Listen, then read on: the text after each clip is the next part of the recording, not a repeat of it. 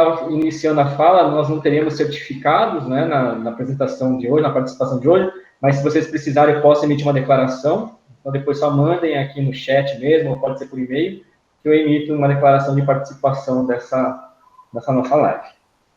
Eu peço, por favor, para que vocês, na hora que vocês não estiverem falando, deixem o microfone desligado, né, para evitar eco, né, e a gente não tenha muitas interferências. A gente vai fazer da seguinte forma, né, a gente vai fazer uma conversa rápida no início, aqui um diálogo com a Jaciele, eu e ela. Vocês fiquem à vontade para fazer perguntas, e depois, no decorrer da apresentação dela, na fala dela, vocês podem fazer perguntas pelo chat. Daí eu vou anotando essas perguntas, e no final eu passo para a Jaciele. Se forem muitas perguntas, a gente escolhe algumas. Mas se forem algumas, eu passo todas para elas, falo com ela, e aí eu apresento, a gente apresenta e discute no final. Tudo bem?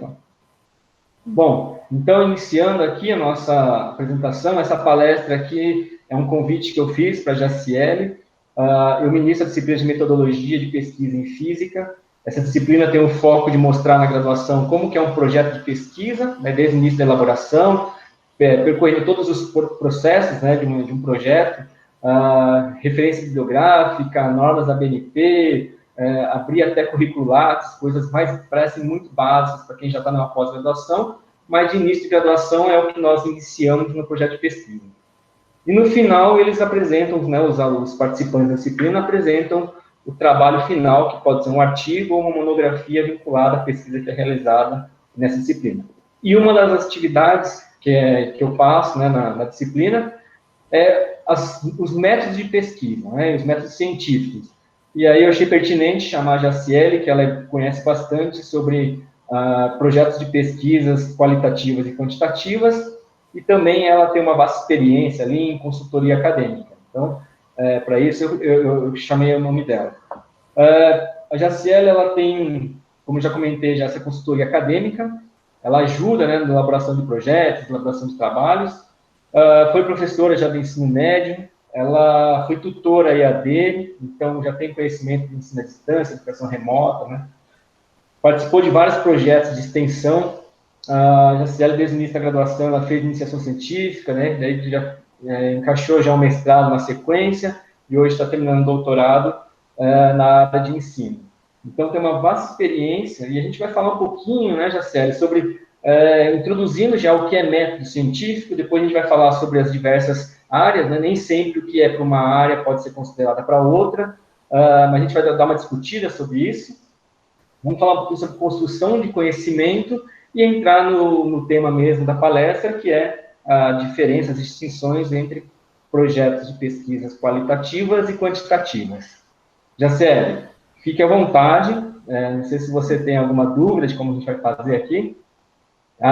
Esqueci de falar no início, muito obrigado por ter aceitado esse trabalho, né, essa apresentação. Nessa época de pandemia aqui, essas lives, essas palestras têm sido muito bem-vindas para toda a comunidade, a gente não ficar parado, continuar com as atividades, e trazer você de volta para falar com a gente aqui na universidade, isso é muito bom, né? A Jaciele é egressa do nosso curso aqui, então é um exemplo que nós estamos formando bons profissionais.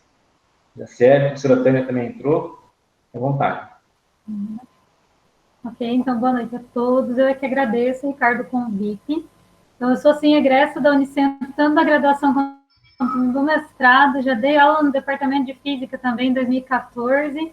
Então, além de ter sido ex-aluna, fui também colega de trabalho do Ricardo, da Tânia, da Camila também. A gente foi colega de trabalho, e ela também foi minha veterana. Então, é muito prazer estar aqui para conversar com vocês a respeito da experiência que eu adquiri de lá para cá, né?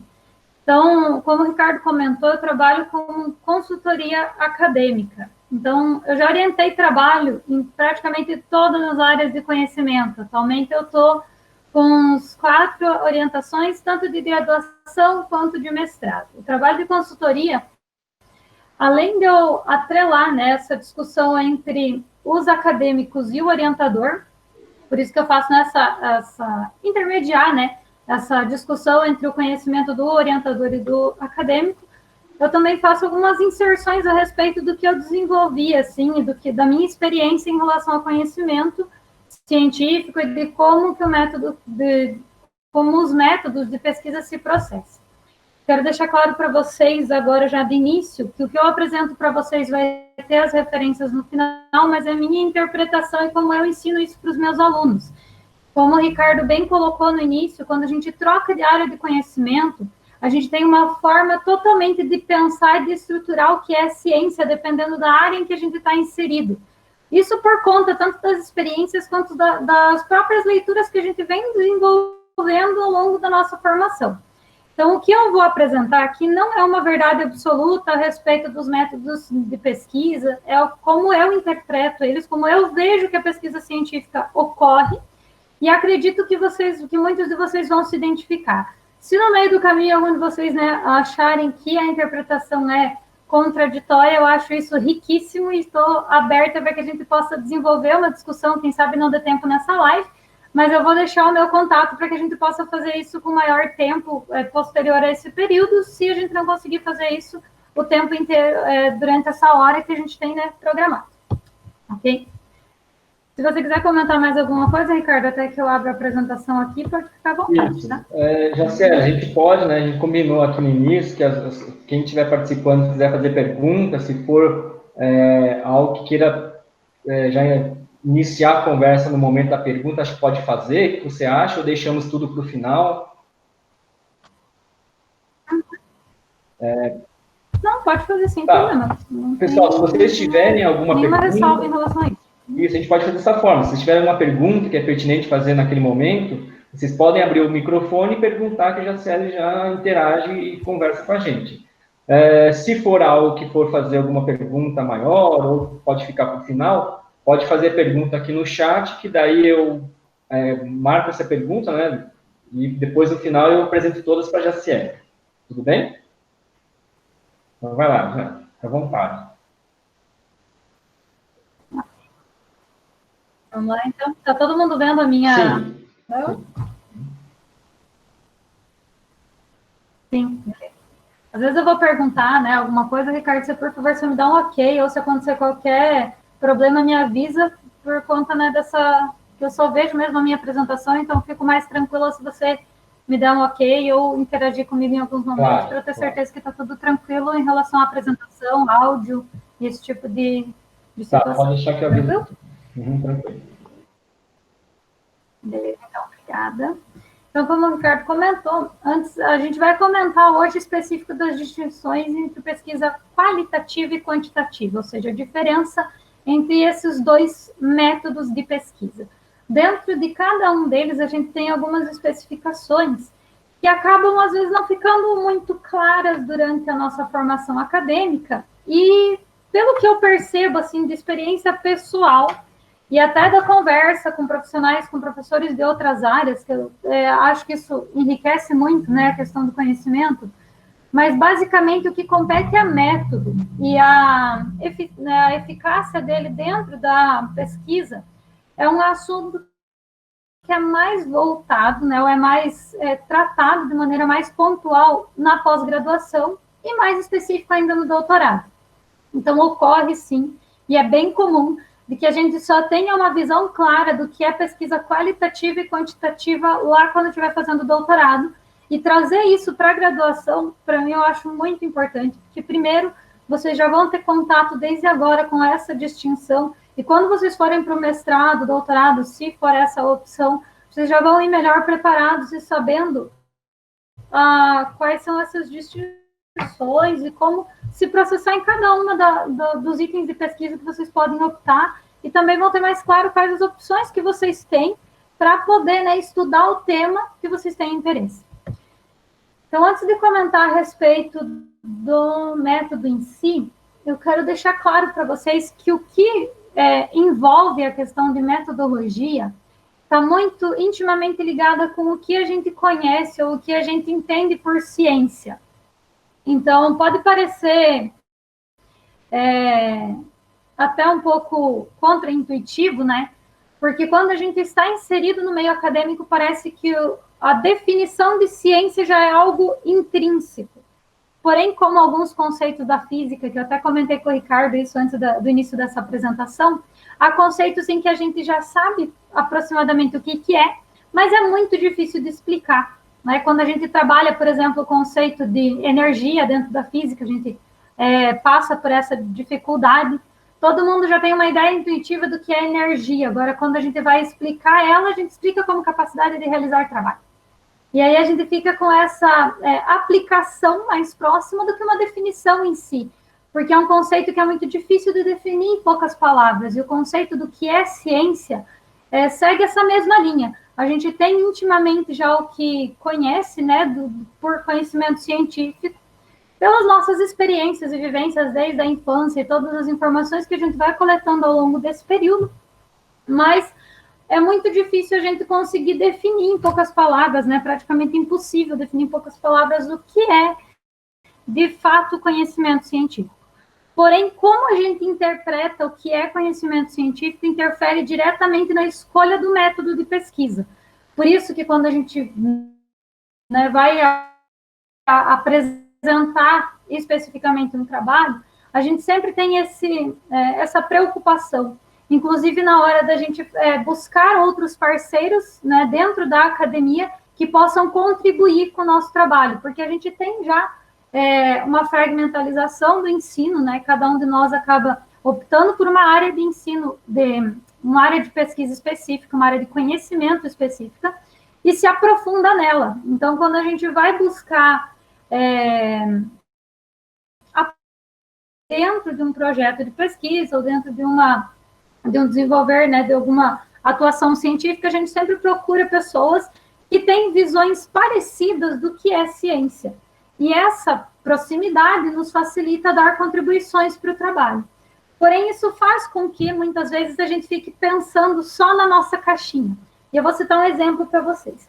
Quando a gente pensa a respeito do desenvolvimento de uma pesquisa, como foi um caso, né, de uma das pesquisas que eu desenvolvi com o Ricardo, que foi sobre polímeros. A gente tinha um método, né, de como desenvolver uma série de itens para seguir dentro disso, e a gente tinha uma forma de desenvolver essa pesquisa, para quando a gente trabalhava, né, a respeito disso, a gente pesquisava a respeito de polímeros dentro da indústria automotiva. Outra pesquisa que eu desenvolvi com o Ricardo ainda na época de graduação foi uma pesquisa voltada para a área de ensino de física. Quando você passa para outra área de conhecimento, a forma com que essa pesquisa se processa é totalmente distinta. E a gente precisa entender isso antes de ir a campo, né, ou antes de efetivamente escolher qual método de pesquisa que a gente vai abordar, né, dentro do tema que a gente escolhe pesquisar. Então, basicamente, na origem, né, da palavra ciência já está implícito alguns subconceitos, né? Ou seja, quando se pensa em ciência, a gente automaticamente pensa em conhecimento, em saber, em algo sistematizado. E é esse desenvolvimento, né, esse saber sistematizado que a gente vai discutir um pouco mais a fundo.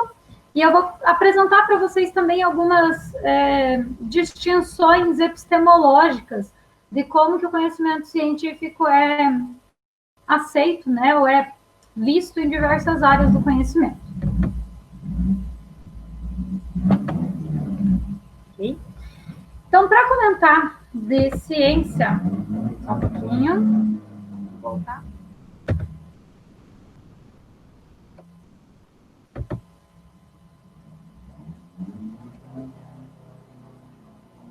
Tudo certo aí, Ricardo? Tá ouvindo?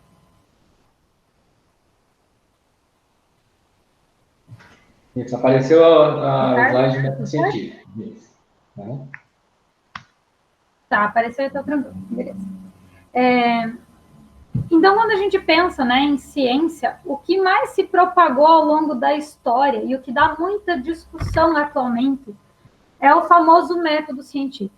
Como a gente está discursando, né, basicamente, dentro de um curso de licenciatura em física, eu vou comentar com vocês que a minha experiência no início, né, do meu curso de licenciatura, eu tinha plena certeza que o método científico comportava todo e qualquer desenvolvimento científico dentro de qualquer área do conhecimento.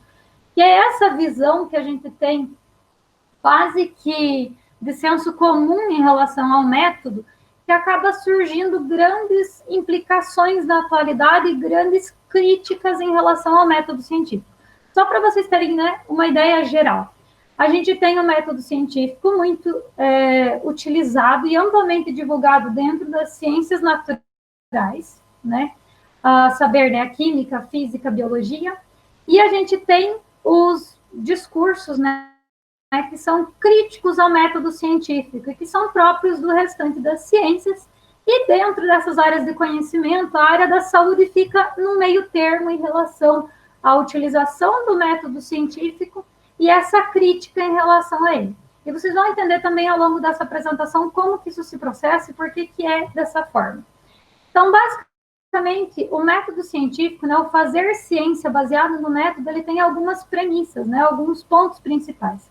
O primeiro dele é o empirismo, que são as evidências observadas, ou seja, para você conhecer algo, você precisa primeiro observar. O segundo ponto muito específico do método é a lógica, ou seja, que toda argumentação precisa ter um sentido válido.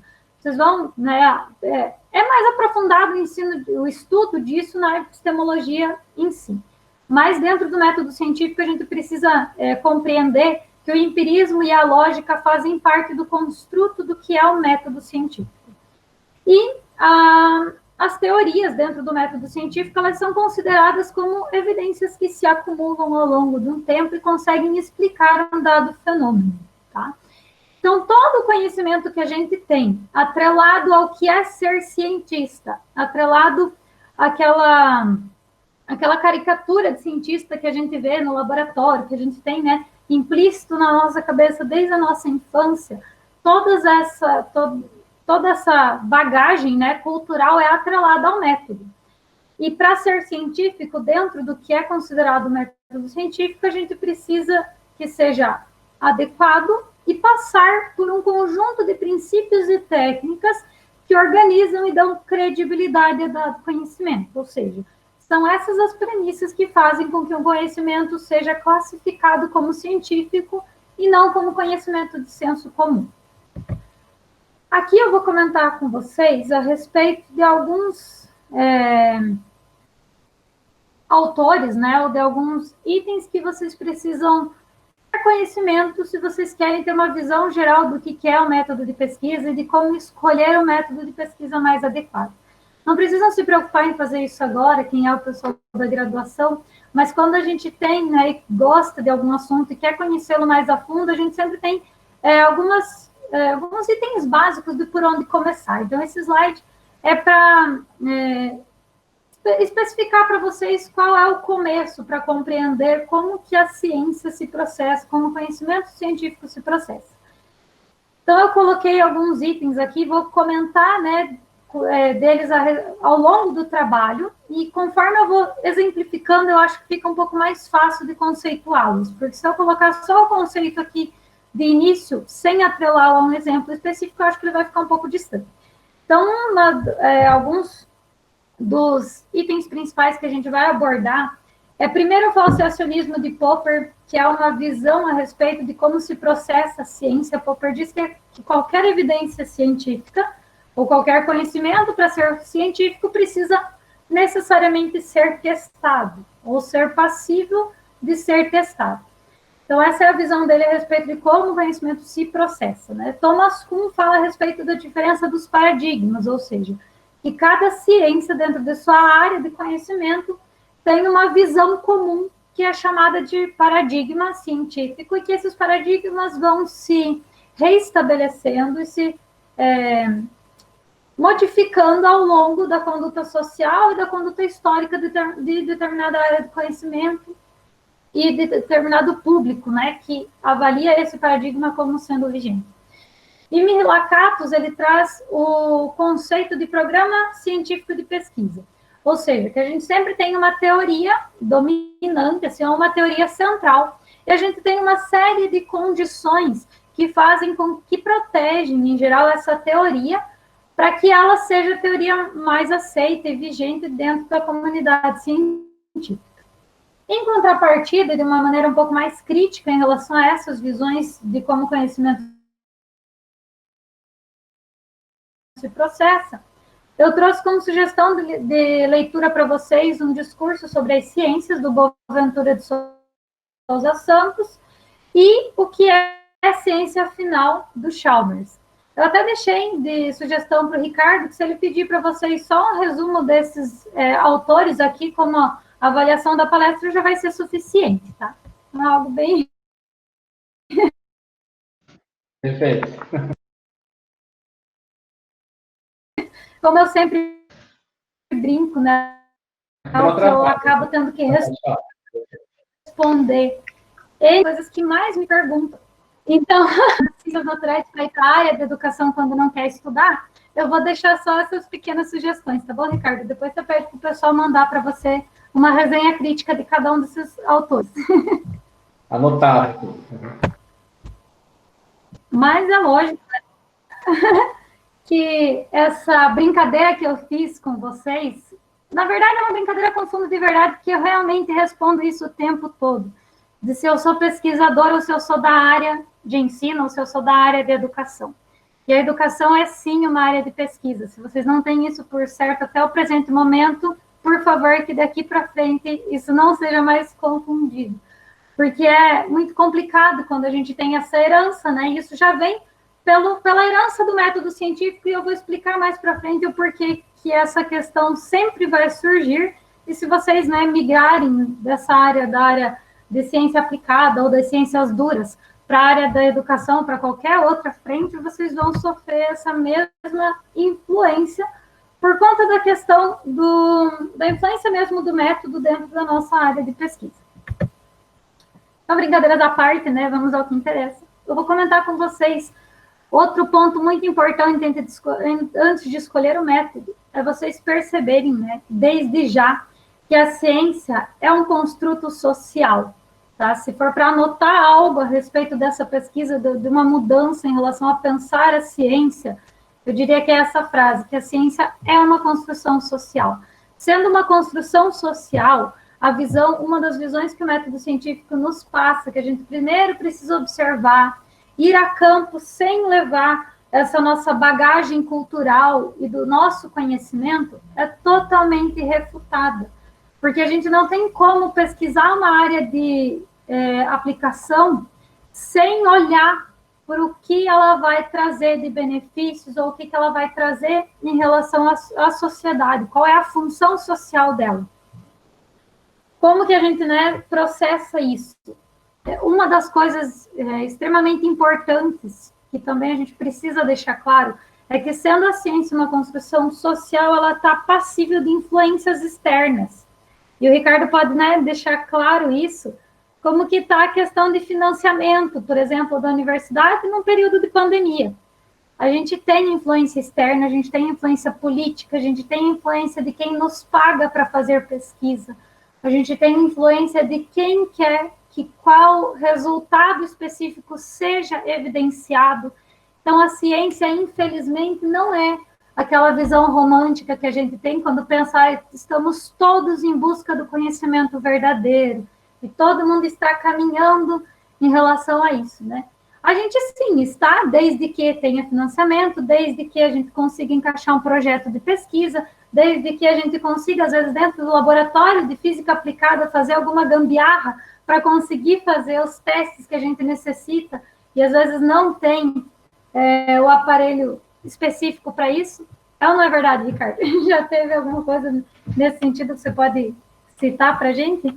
Tem um monte de exemplos, não se preocupa não. É isso mesmo. Então.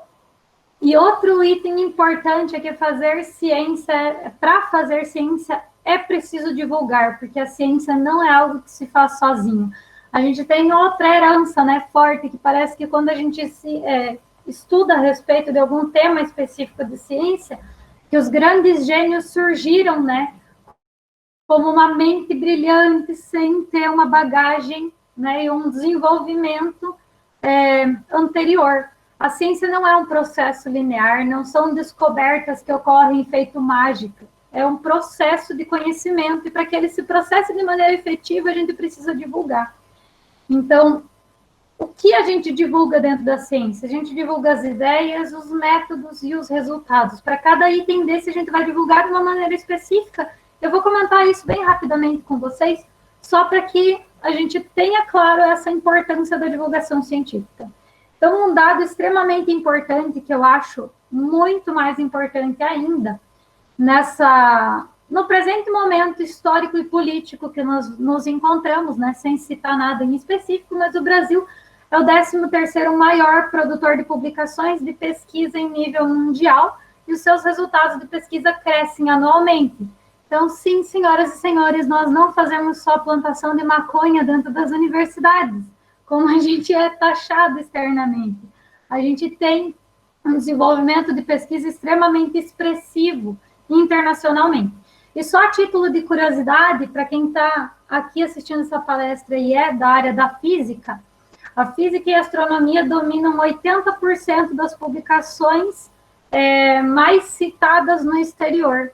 Então, é uma área extremamente expressiva. Desenvolver ciência dentro do Brasil, muito embora a gente tenha N fatores que às vezes nos sufocam do ponto de vista externo, é algo que ocorre ativamente e com grande qualidade. Então, é sim um número a se orgulhar, porque dentro da situação política e social que o nosso país se encontra, e acho que isso fica cada vez mais evidente, principalmente no período de pandemia, ou no período em que emergem coaches quânticos para todo que é lado, ou terraplanistas para todo que é lado, a gente precisa ressaltar a importância do conhecimento específico, do conhecimento científico, e que a gente, embora não tenha condições suficientes, né, ou implicações externas que nos proporcionem uma boa qualidade para que a gente produza, a gente ainda assim está produzindo muito e está aparecendo nos níveis, né, nos gráficos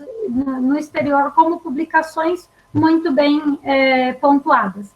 Então, é algo que é extremamente importante para a gente se orgulhar e levar isso adiante quando a gente pensa a respeito de pesquisa científica.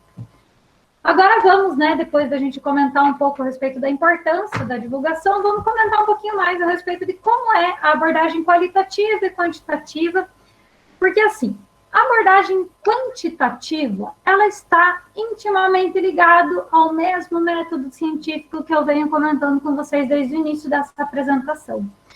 Só que quando a gente pensa nisso, quando a gente olha isso de um lado externo, foi um choque meu, por exemplo, quando eu fui para pós-graduação, porque a maior parte dos incentivos que eu vi na pós, né, como era no doutorado em específico, que era na área de educação, era que todos os positivistas, né, todos os defensores do método eram classificados de uma maneira que eu acredito que não seja ideal, porque o que ocorre?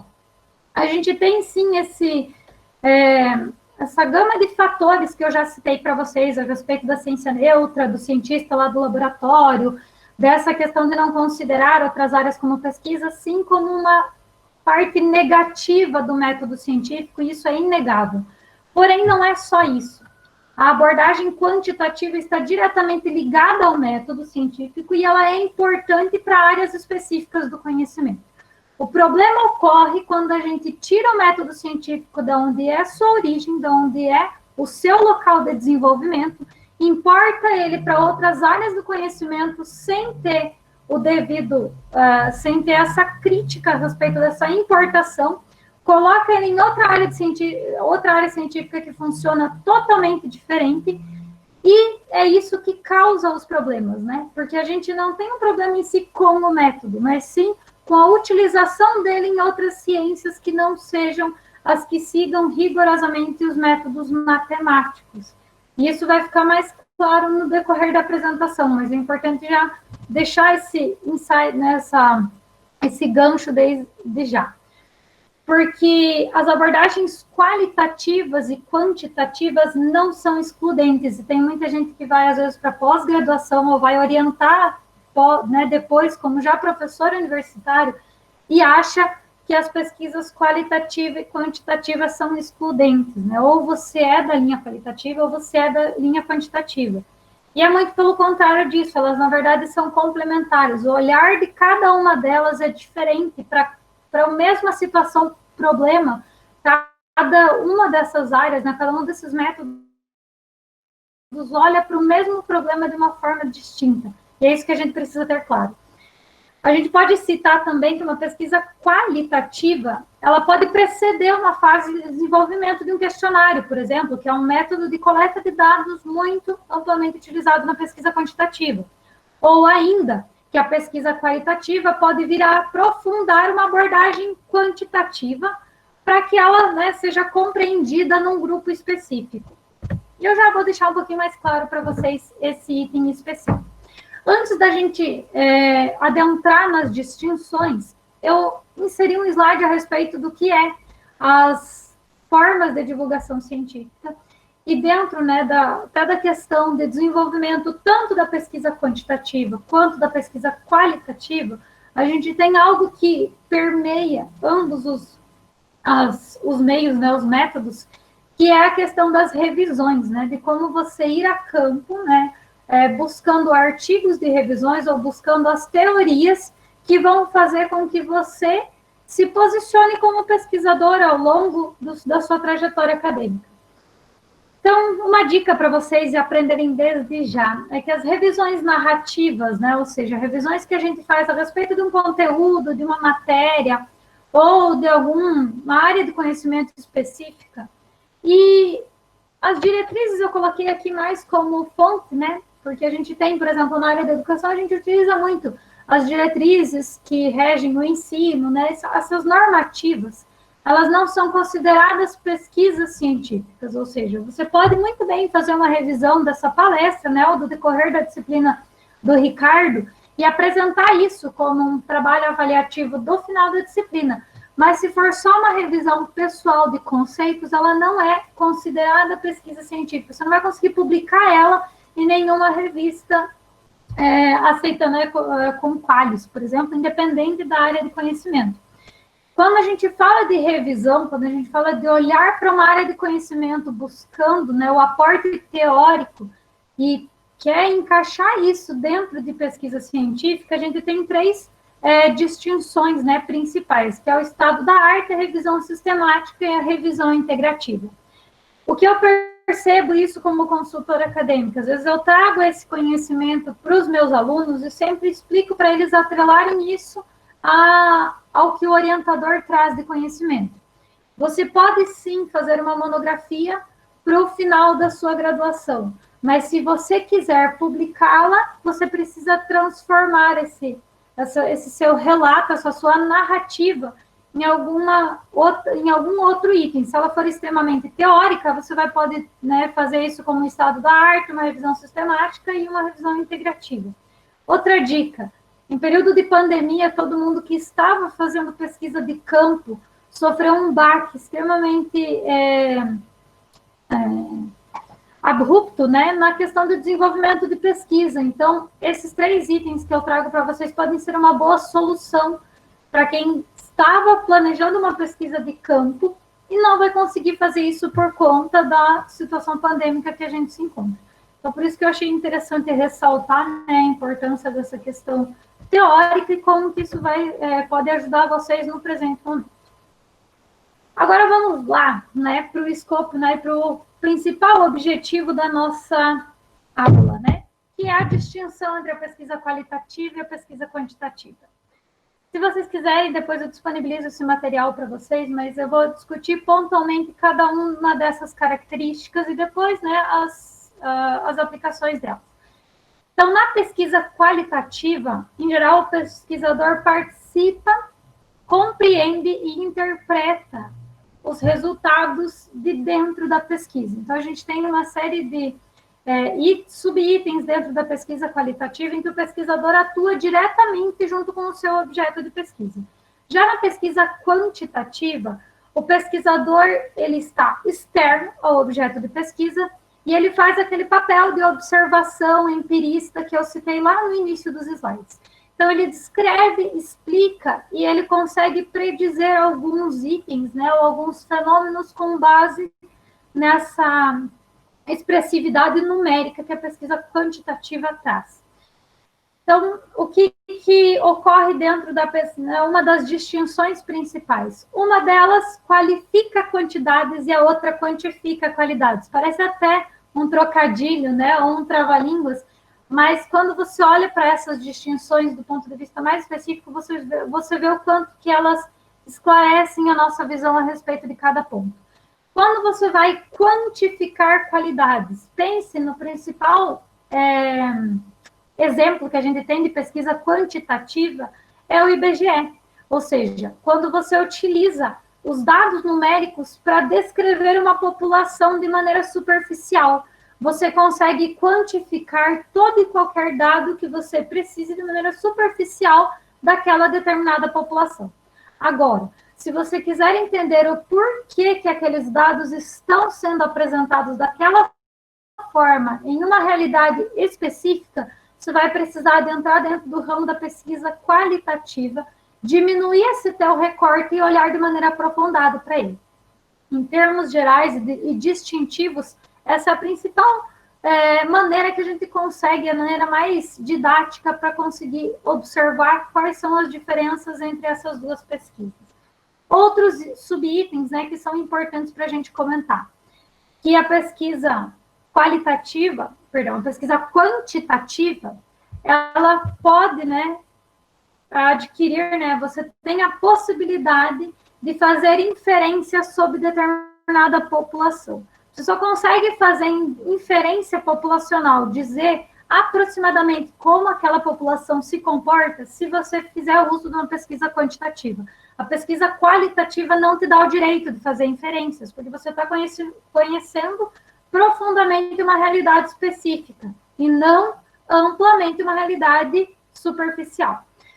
A questão de método, o método qualitativo é direcionado como exploratório, ou seja, você explora todas as possibilidades, você levanta todas as características para conseguir compreender ele de maneira mais pontual.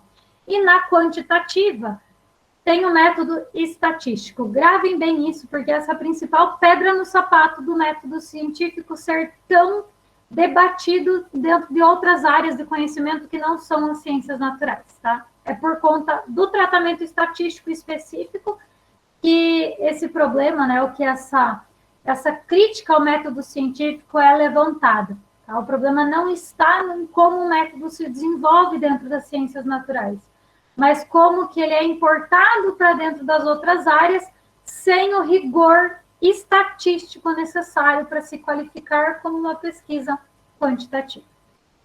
Então, em geral, né, mas não tão necessário assim, a pesquisa qualitativa ela apresenta as ideias e resultados no formato de texto corrido, enquanto a quantitativa analisa e representa os dados através de tabelas, gráficos e números. Outro dado extremamente importante, transformar dados em tabelas e gráficos não transforma pesquisa nenhuma em quantitativa. A gente tem uma ideia errada que se você aplicar uma entrevista, às vezes semi-estruturada, ou um questionário, para a tua turma, para descrever como a turma de física do ano de 2020 entende a respeito de, sei lá, do conceito de energia. E se eu recolher isso, né, aplicar para a turma toda, recolher isso e transformar isso em tabela, que isso é uma pesquisa quantitativa, e não é. Porque a pesquisa quantitativa está atrelado a um método estatístico. Quando você trabalha com estatística, você vê população, amostra, intervalo de confiança, desvio padrão e uma série de outros fatores que estão atrelados ao conhecimento matemático que precisam ser levados em consideração para que você se apoie como pesquisa quantitativa. O caráter dela, né, é um caráter objetivo da quantitativa e subjetivo da qualitativa, justamente por essa questão de conhecimento de realidade. E outro item importante é que na pesquisa qualitativa você busca particularidades e na quantitativa você busca generalizações. Outro fator importante, se tiver alguém aqui escutando da área da saúde, vai conseguir, né, contribuir até, se tiver espaço para isso, de maneira mais ativa. Dentro da área da saúde, a gente vê isso ocorrendo muito claramente, porque a área da saúde apresenta hoje um rigor para publicações que precisam obedecer um método quantitativo. Ou seja, quando você vai fazer uma intervenção dentro da área da saúde, você precisa necessariamente de algum teste de correlação. Você precisa aplicar o Q², o teste T, todos os testes estatísticos que a gente aprende, né,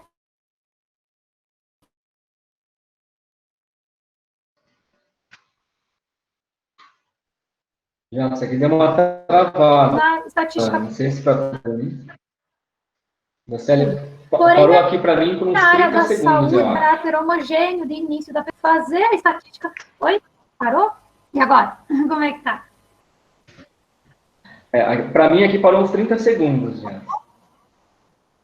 Tá. E agora, tá tranquilo? Não sei Voltou? O se que para você ouviu todos por último, aqui. então? Tá, você O que você falou ouviu? bastante sobre até eu vi a diferença entre a particularidade da qualitativa e generalizações da quantitativa. A partir daí, Ah, para mim, travou. então, eu comentei essa questão específica dentro da área da saúde, que é o exemplo em que mais a gente percebe o problema da questão estatística. Que dentro da área da saúde, atualmente, para as boas publicações, a gente precisa ter um teste estatístico. Precisa ter o p-valor, precisa ter um Q quadrado, precisa ter esse teste estatístico. Porém, quando a gente vai aplicar isso, principalmente a nível de graduação, a gente não segue o rigor estatístico que a matemática nos impõe. A gente não tem uma população e não faz a escolha aleatória dessa amostra. E isso acaba implicando em uma série de problemas que a gente tem nessa imposição estatística dentro de uma ciência que seria muito mais ricamente desenvolvida dentro da pesquisa qualitativa. Tá? Se tiver alguém da área da saúde, quem sabe esse travamento era só para eu não apanhar, né, do desenvolvimento, mas eu vou explicar o porquê que eu A professora Alexandra faz parte. Né? A professora Alexandra estava participando aqui com a gente, ela é da área da saúde, legal. é da enfermagem. Então, depois eu vou comentar especificamente o que eu observo, né, dentro dessa distinção, e ela pode até dar a visão dela, né, a respeito disso. Mas a minha posição específica, o problema do método está no rigor estatístico. E quando a gente passa dentro da área da saúde, a gente tem um problema que Thomas Kuhn define como um problema de paradigma científico, ou seja, a ciência da saúde, né? É o que eu observo na questão de orientação acadêmica mesmo. É exigido um rigor estatístico que muitas vezes não se coloca dentro da realidade. Para deixar isso mais palpável, né? Eu já fiz diversos trabalhos em que eu orientei a parte estatística dentro da área da saúde. Então, teve uma professora que me procurou no passado dizendo assim, eu já tentei, já fiz teste T, já fiz teste Q quadrado, já fiz vários testes estatísticos e não está dando correlação. Eu perguntei, qual que é a tua pesquisa? Eu quero relacionar o nível de escolaridade com a quantidade de atividade física que uma pessoa desenvolve. E acredito que quanto maior é o nível de escolaridade, a pessoa vai ter, né? Essa é a hipótese da pesquisadora. Ela vai ter maior conhecimento a respeito da importância da atividade física e vai incorporar isso na rotina. Eu falei, não, tudo bem, me manda os dados da sua pesquisa e eu faço, né, vejo o que eu consigo fazer da parte estatística. Quando eu abri a pesquisa dela, tinham 14 pessoas pesquisadas. 7 para o grupo controle e 7 para 14 pessoas em geral, né, para serem para o desenvolvimento dessa pesquisa. Não era o caso do grupo controle.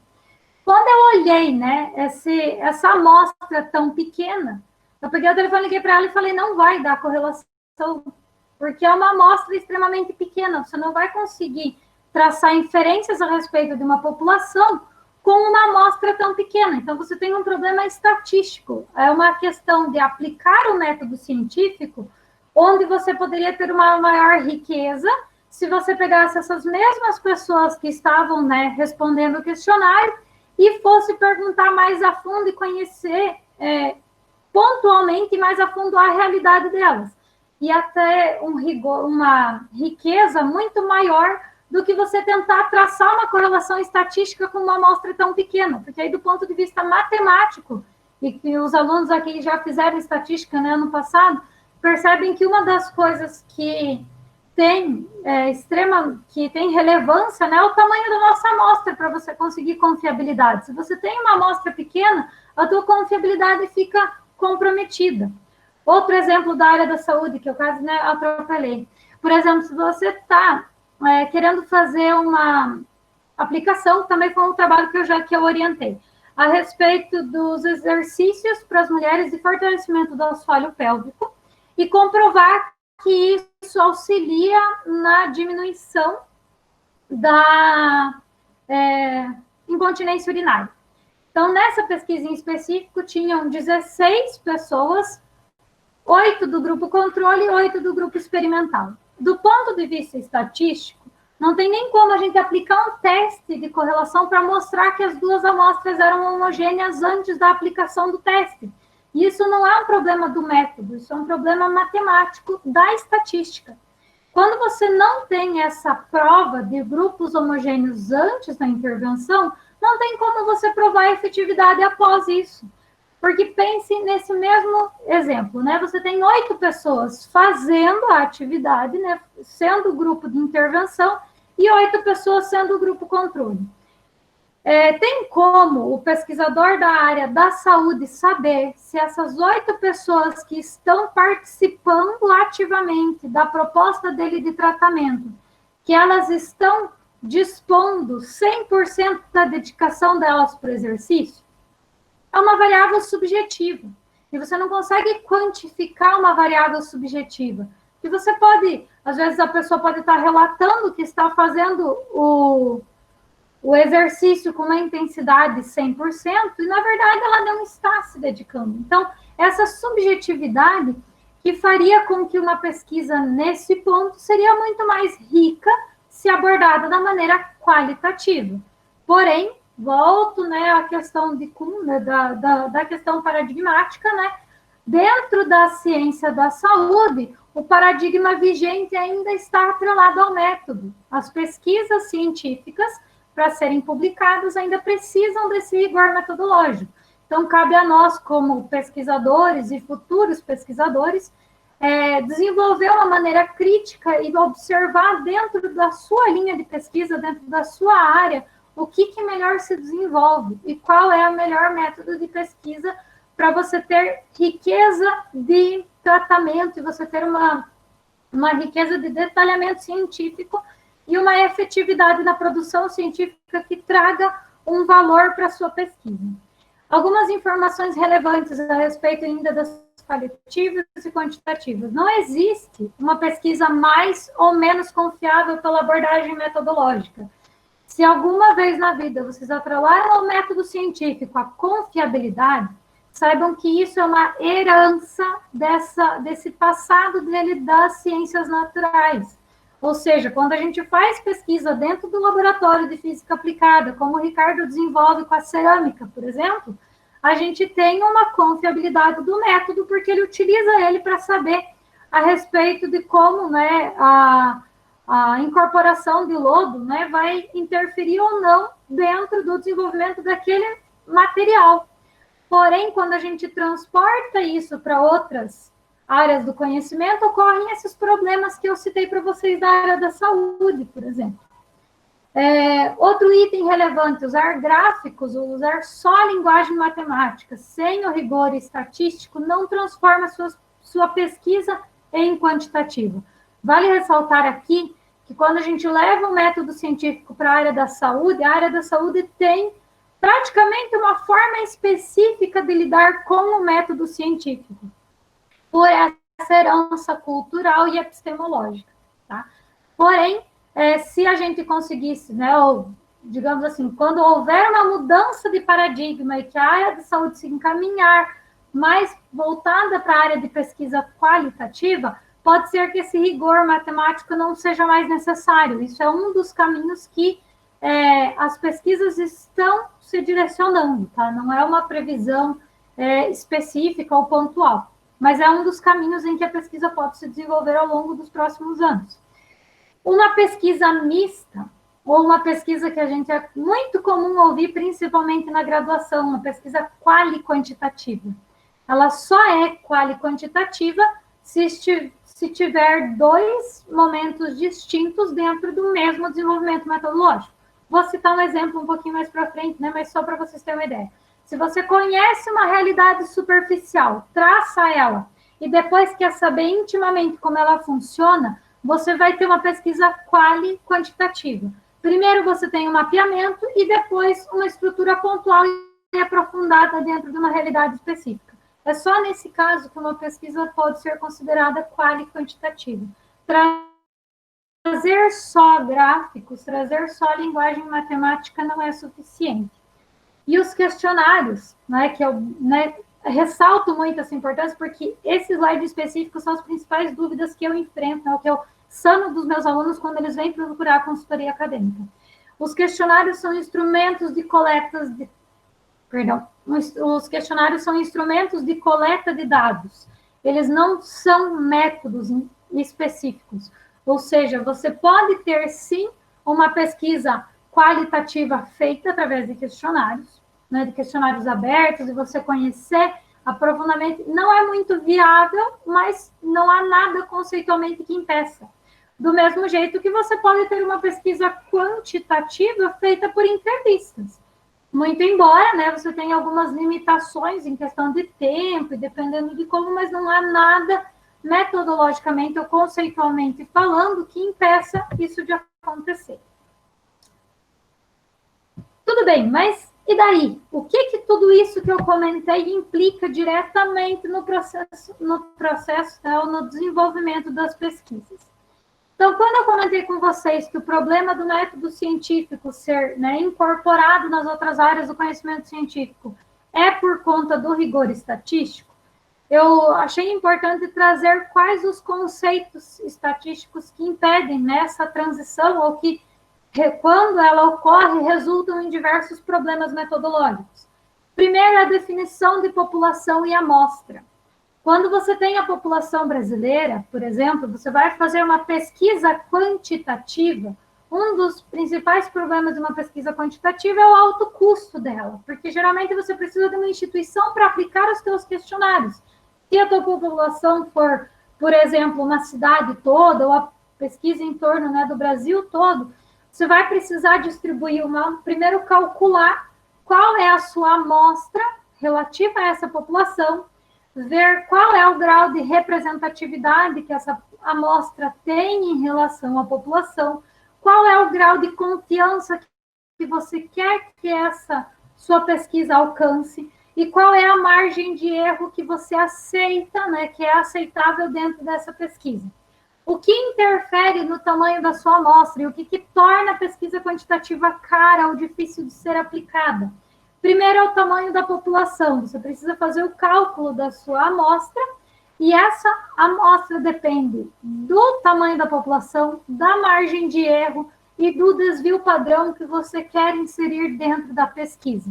Por isso que eu comentei com vocês que a grande dificuldade, né, da gente transcrever, eu citei a área da saúde, porque realmente as discussões mais calorosas, e eu aprendo muito mais a respeito do método quando eu tenho a oportunidade de conversar com professores da área da saúde, porque a forma com que o método é desenvolvido dentro da área da saúde é totalmente distinta do que a gente conhece dentro das ciências naturais.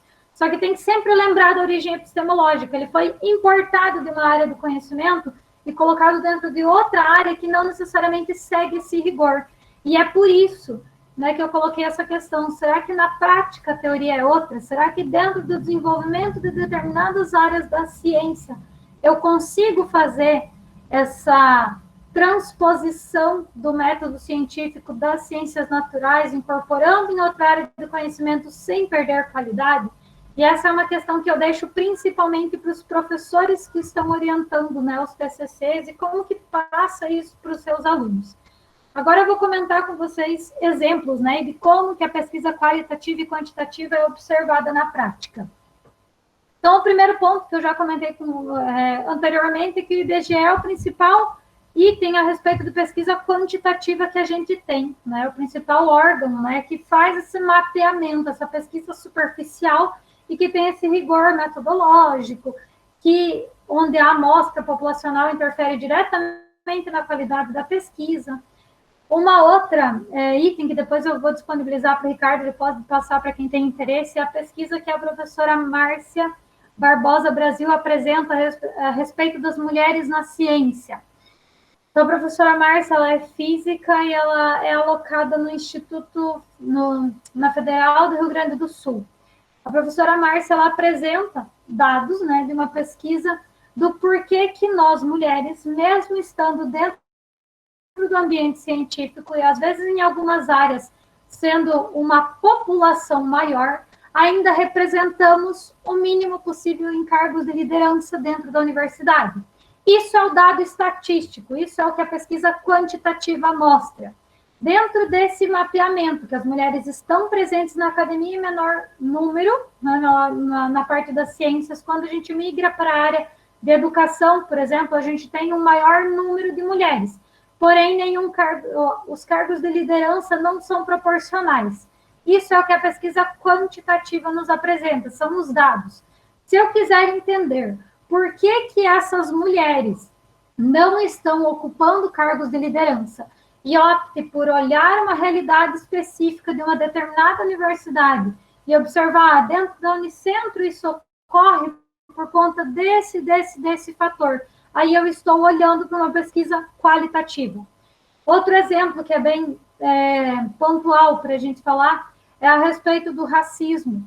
Quando a gente fala em racismo em relação ao nosso país, a gente tem provas quantitativas para que ele existe, que o número de mortes dentro da população negra é exorbitantemente maior do que dentro da população branca. Isso são dados quantitativos. O racismo ocorre, está mostrado, né, está evidenciado por dados quantitativos. Agora, se eu quiser entender como que o racismo ocorre dentro da universidade, ou como que o racismo ocorre dentro das instituições das empresas, por exemplo, ou de uma determinada empresa, e eu vou a campo para estudar quais são as implicações, quais são as formas de racismo que emergem dentro daquela instituição específica, eu saio do campo quantitativo e vou para o campo qualitativo e vou conhecer essa realidade a fundo. E aí, as áreas da saúde, como eu comentei com vocês, estão nesse meio da questão de definição de quali e quantitativo por conta da epistemologia, dessa importação do método e dentro de uma realidade em que o método não caberia de maneira mais ativa, ou seja, a riqueza de uma pesquisa qualitativa seria muito mais interessante que uma pesquisa quantitativa. Porém, a gente tem um método científico já enraizado dentro do que é ciência e acaba importando ele, fazendo, né, esse status da pesquisa científica das ciências naturais como se fosse algo mais próximo do conhecimento verdadeiro, e isso não tem nenhum argumento plausível dentro do ponto de vista conceitual que sustente essa argumentação. Então, qual é o principal problema que a gente enfrenta, né, e que a gente tem e pode ser resolvido quando a gente tem essas distinções mais claras? É promover um maior diálogo entre as áreas. Só a título de curiosidade, quando eu trago uma pesquisa desse escopo para vocês, que eu comento a respeito de vários conceitos de diversas áreas do conhecimento, é uma pesquisa chamada multidisciplinar, ou seja, eu trago múltiplos conceitos para dentro de uma discussão específica.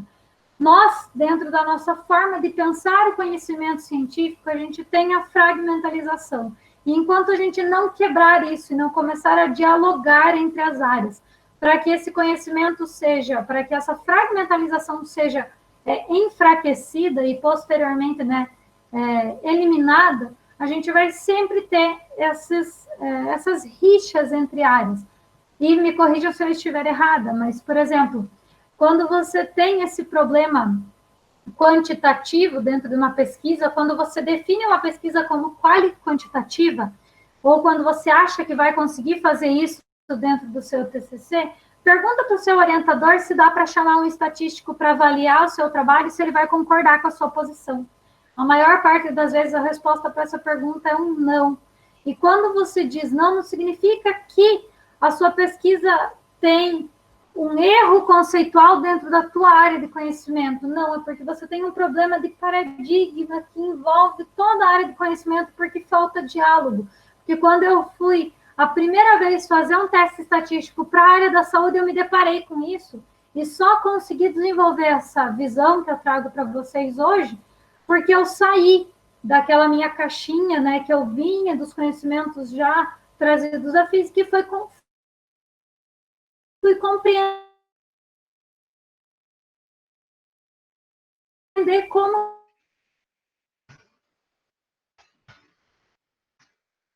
que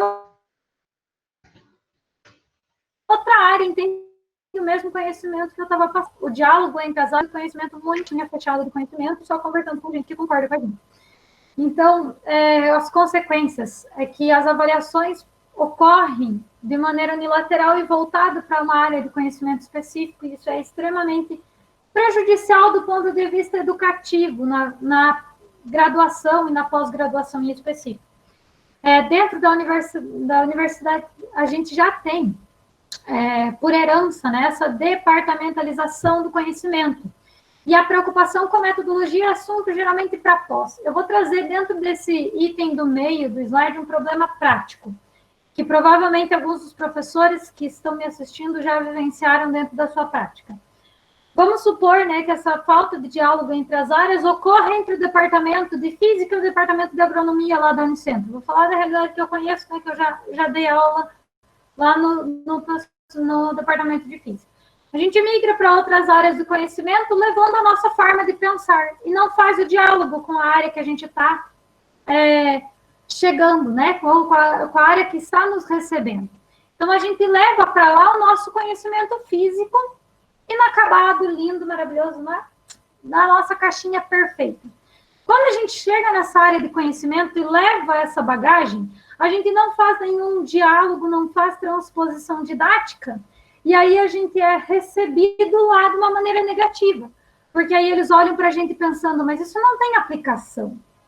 E o que implica isso em problema prático dentro da universidade? Uma vez o outro departamento de lá, que tem um método diferente de pensar o desenvolvimento científico, olha para nós e diz, a física não é importante aqui do jeito que está sendo trazida.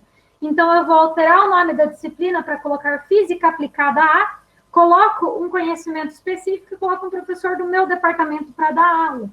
E o nosso departamento de física, né, quando eu digo isso, pense isso tanto do ponto de vista matemático ou do ponto de vista das ciências naturais em geral. Perde força. Nós já não somos expressivos do ponto de vista quantitativo dentro da universidade.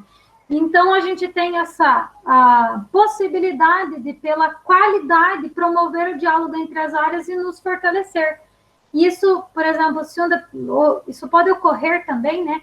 Dentro, que foi o exemplo mais recente que eu tive, foi de um professor que comentou comigo assim, eu dou aula de estatística dentro do curso da área da saúde, dentro da disciplina de epidemiologia. O que acontece? Quando os professores da matemática iam dar estatística para a área da saúde, eles davam nesse método de amostra, de população, não fazendo o diálogo e não fazendo a transposição didática. O que ocorreu com o passar do tempo? O departamento que era alocado da área da saúde pensou, não, mas esses caras não pensam sobre ciência como nós pensamos. Então, a gente traz a pesquisa para o nosso departamento, a gente fragmenta mais um pouco e a gente vai desenvolver a ciência, o conhecimento do que é ciência, de acordo com o que a gente pensa.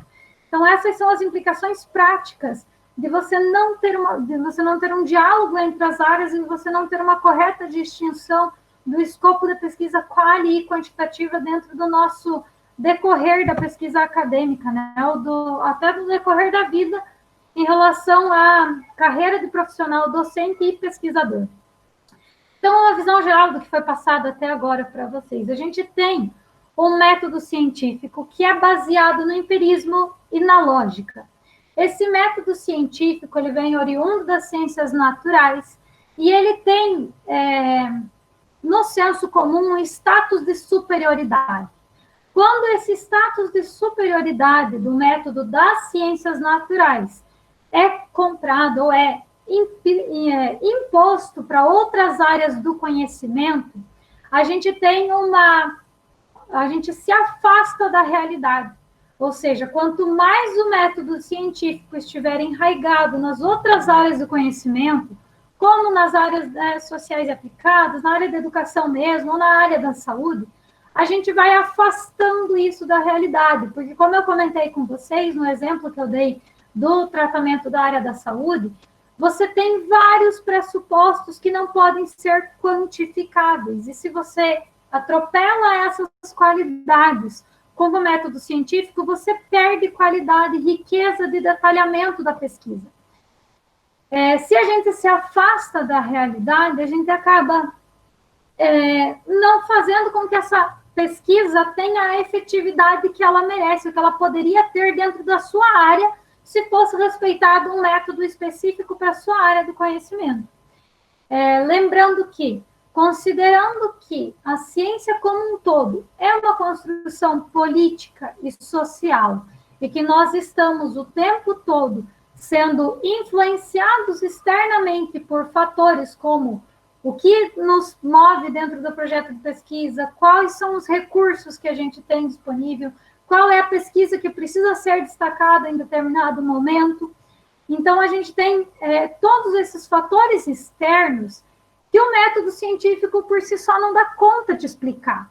O que explica a ciência como construção política e social é a abordagem crítica, é a abordagem que olha para o método científico e diz que ele não cabe especificamente em todas as áreas do conhecimento, que ele não tem status de superioridade.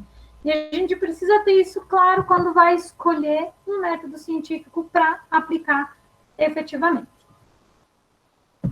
Eu deixo agora, né, a palavra com você, Ricardo. Esse é o meu contato, para se alguém quiser mandar perguntas depois. A gente acabou já, tem quase uma hora já, né, de palestra, a gente começou logo às 7, né?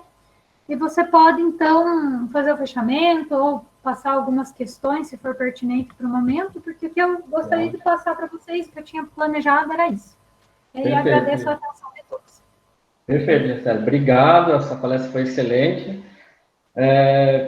Eu gostei muito, você tem uma ideia, então, o professor Marcos te deu parabéns, aí o professor Marcos é nosso pró-reitor de pesquisa e pós-graduação, bolsista de produtividade em pesquisa do CNPq, é uma pessoa referência da área dele.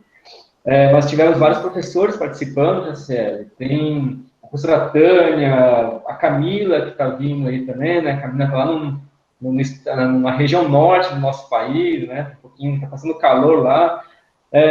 Nós tivemos várias pessoas de fora do nosso curso, de fora da instituição participando também. Muito obrigado a todos que participaram. Nós estamos abertos agora para perguntas, né? Na verdade, agora a gente vai fazer um fechamento aqui. Se precisar ali, se tiver algum interesse em mandar algo direto para a Jaceli, pode mandar. Mas eu tenho algumas questões aqui para a gente discutir, né? Então, como é uma disciplina, essa é parte da disciplina de metodologia de pesquisa, essa parte essencial de distinguir o que é qualitativo e quantitativo, para nós, né, que somos da área de ciências naturais, que você frisa bastante, às vezes é muito confuso, né? Eu sei que realmente os exemplos que você colocou da área da saúde são muito bem definidos, né? Eu participo de algumas pesquisas na área da saúde e, comumente, nessas pesquisas, a gente paga um estatístico, né? O grupo paga um estatístico para fechar os dados, né? Porque realmente não é uma coisa simples, nem sempre algo que a gente consiga, que não é da área, fazer com uma certa facilidade, né? E mesmo eu sendo físico, não é a área que eu domino totalmente, né? Eu conheço bastante sobre estatística, mas para fechar assim, uma pesquisa na área da saúde, por exemplo, com milhares de pessoas, não é uma coisa simples, né? Então, esses exemplos que você colocou, acho que foi muito bem interessante, né? A gente fazer, principalmente na área de ensino, na área de educação, que o pessoal também, como esses casos que você colocou na área da saúde, com poucos, com N pequeno, né? Na verdade, com poucas pessoas na pesquisa, na área de ensino a gente tem isso com uma certa frequência, né? O pessoal faz uma atividade, uma pesquisa com uma turma, e aí a outra é turma controle, então você tem lá, né, se for numa educação pública, né, um ensino público, você pode ter aí umas 40 a 80 pessoas nessa pesquisa, mas quando você coloca na população, na amostra populacional, que é, por exemplo, o ensino médio, esse número de 80 é muito pouco. O que você acha, Célio, em relação a esse tipo de pesquisa que o pessoal tem feito na área de ensino, principalmente, que eles colocam muitas vezes como quantitativo, pelo fato de ter dados, né, em números, mas que o N ainda é pequeno, né? Então, você coloca aí 80 pessoas numa pesquisa, mas é pequeno. A gente tem que definir que não é quantitativo, mas é qualitativo. O que você acha? Eu acho que sim, que a gente precisa tirar. Primeiro assim, Ricardo, porque o que ocorre é que a gente tem, quando eu cito do método científico, por isso que nas ciências naturais, assim, realmente a discussão não é fácil, não é intuitiva, muito pelo contrário. Quando a gente fala a respeito de caso e controle, é outra pesquisa que é um método, né, uma metodologia mais específica já da adaptação do método científico dentro da área da saúde. A gente importou o que a saúde faz como método científico para a área de educação. Então, veja nessa questão conceitual o quanto que se perde do que realmente era o método, do que era a proposta da metodologia baseada no método científico, e tudo isso por quê? Porque a gente tem intrínseco que para uma pesquisa ser boa, a gente tem que quantizar. E nisso, quando a gente tem isso intrínseco, que tem esse conhecimento de que o status da ciência natural é superior e que precisa ser quantizado, você perde muita qualidade de pesquisa. Então, se você vai para um grupo controle, para um grupo experimental de uma sala somente, eu te pergunto, qual é a definição estatística de amostra? A amostra precisa ser representativa de uma população. Se você, por exemplo, quer fazer a mesma coisa, mas do ponto de vista quantitativo, então você pega a população total do colégio, faz o cálculo da amostra, distribui aleatoriamente os questionários, aí faz a quantização, aquela pesquisa que você vai mapear. Agora, quando você vai comparar um caso com o outro, é meio que você impor o método científico onde ele não é a melhor forma de você conhecer a realidade. Porque o método científico foi feito para mapeamento, foi feito para quantificar uma população em termos gerais. Se você quer conhecer a realidade específica, você pode trocar isso para um grupo focal, por exemplo, que é colocar esses mesmos alunos da turma a discutir o mesmo assunto, coletar essas informações, né, gravando o áudio e fazer a transcrição do ponto de vista qualitativo. Você vai ter uma riqueza de conteúdo muito maior para discutir do que um pré e pós-teste, por exemplo. Porque o pré e pós-teste, essa intervenção, até foi uma das coisas que eu lembro que a gente chegou a se questionar na época de graduação, né? E a gente não tinha uma resposta. Hoje eu vejo que é uma questão de impor o método científico onde ele não necessariamente é a melhor opção. Sabe? É assim que eu vejo, né? De uma maneira um pouco mais multidisciplinar, porque atualmente eu tenho contato com diversas áreas do conhecimento e eu acho que fica um pouco mais natural de se processar o conhecimento dessa forma. A gente tem uma riqueza de métodos qualitativos gigantesca e eles não são explorados por causa do status de superioridade que as ciências naturais ainda ocupam. Perfeito, perfeito. Acho bem interessante. Eu até agora, né, eu vejo que em poucas pesquisas na área de ensino a gente pode ser considerado como uma pesquisa quantitativa com uma certa confiança, né? Porque se você colocar a população de estudantes, dificilmente um pesquisador, como você comentou lá atrás, com essa falta de financiamento, vai conseguir fazer um levantamento com a população que realmente tem que ter, né? Sim, porque é uma pesquisa cara. Você provavelmente vai ter que contratar alguém para fazer essa coleta de dados. Porque a coleta de dados precisa ser, né, homogênea, mas precisa ser aleatória. E aí, se você vai e escolhe a dedo as pessoas para responder o seu questionário, você já tira essa condição da estatística, que é a aleatoriedade da população da amostra ser representativa da população, já tem isso implícito no conceito estatístico. Perfeito. Perfeito. Jacé, eu acho que você falou bem o que eu precisava, a gente precisava ali, a sua palestra foi muito boa, muito explicativa, muito didática. Pessoal, eu vou complementar aqui em relação à Jaciele, ela trabalha também com um grupo de mulheres empreendedoras aqui de Guarapuava. Então, a Jaciele, ela faz, né, o seu doutorado, ela é professora, tem essa consultoria. Eu não vi hoje... Oi, também. Oi? sou mãe de 2 também. Isso, eu não vi os dois passando por aí, toda vez que nós conversamos, eles passam, né? Hoje eu não vi eles por aí, mas também é mãe de 2 pequenos, né? Não só de 2, mas 2 pequenininhos, que exigem uma atenção maior.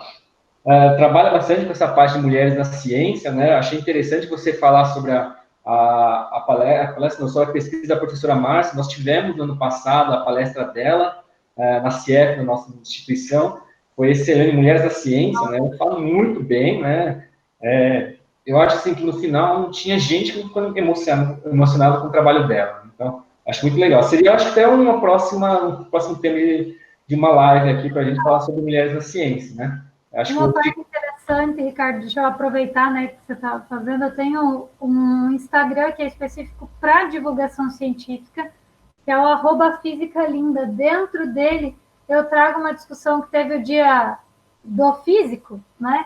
E eu fiz uma publicação nos meus stories do dia da física. Então, tem diversos exemplos de mulheres na ciência citadas lá, porque o Instagram é para mostrar a beleza da ciência. Então, eu trago curiosidades da física, conceitos da beleza que eu enxergo na nossa disciplina, e atrelada a isso também alguns conceitos a respeito da pesquisa em si, que é o trabalho que eu desenvolvo como consultora acadêmica. Perfeito, perfeito. Eu agradeço a todos pela participação, né? Nós tivemos pessoas da área de Ciências Sociais Aplicadas, como a professora Paula, do Turismo de Irati, a professora Alexandra, desculpe se eu esqueci alguém, mas a professora Alexandra da área da saúde, né? Nós tivemos diversas áreas, então foi uma palestra na disciplina de metodologia de pesquisa em física, mas que abordou para todo mundo. Obrigado, Jacélia, obrigado a todos. Se tiverem alguma pergunta, fiquem à vontade, senão eu vou encerrar essa palestra aqui, então. Tudo bem? Obrigado a todos. Muito obrigado. Pessoal, encerramos, então, essa palestra aqui. Se não tem mais nenhuma pergunta, eu encerro aqui. Agradeço a todos pela participação. Jaceli, muito obrigado mais uma vez. E assim que possível, eu vou te convidar para uma outra live. Eu agradeço, Ricardo. Foi um prazer poder conversar um pouco com vocês a respeito disso, porque é um assunto que eu particularmente gosto muito de tratar e gosto muito de aprender a respeito dele. Perfeito. Obrigado, pessoal. Tchau para vocês. Tchau, tchau. Até mais. Tchau, tchau.